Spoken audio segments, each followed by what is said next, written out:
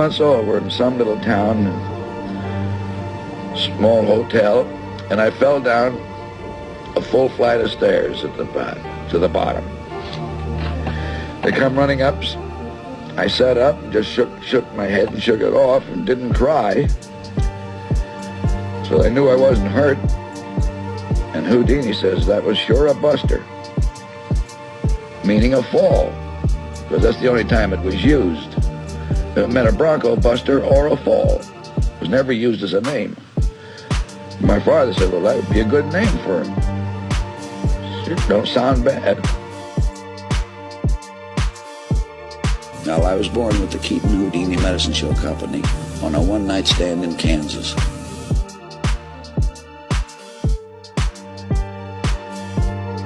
This is a shock to anybody that's in the motion picture business today. I mean, you're veterans of the pictures of the last 25 years or so that didn't know the silent days. A feature-length picture, neither Chaplin, Harold Lloyd, or myself ever had a script. That sounds impossible to anybody today in the picture business. We never even thought of writing a script. We didn't need to. At the time we had talked and worked out what we thought was a picture. For instance, we always got a start. People always come up with a start. So that's funny, but that's a good start. We want to know the finish right then and there. See? There's nothing else to work on but the finish. And if we can't round it out, just something we like, we throw that one away and start on a new one. What good would a script been to me? You just throw gags out right and left when we're shooting because they don't stand up and they don't work well. And then the accidental ones come. Well, you see, I learned that from the stage. That I was the type of comedian that if I laughed at what I did, the audience didn't. So I just automatically got to that stage where the more seriously I took my work, the better laughs I got.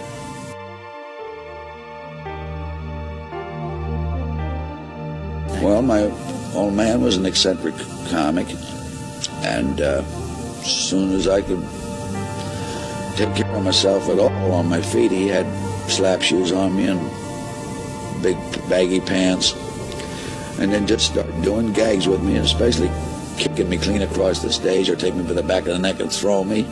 And as I grew used to doing it and knew how to do it, the throws become longer.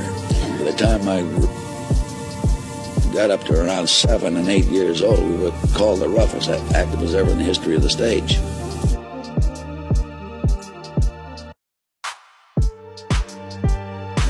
What is a rule? About 50% you have in your mind before you start the picture, and the rest you develop as you're making it. That's right, we eliminated subtitles just as fast as we could if we could possibly tell it in action. Well, when we found a finish, how to round that out, we never worked on the middle. We always figured the middle would take care of itself. Well, I had a similar hat on the stage before I went into pictures. I went into pictures when I was 21 years old. That's in the spring of 1917.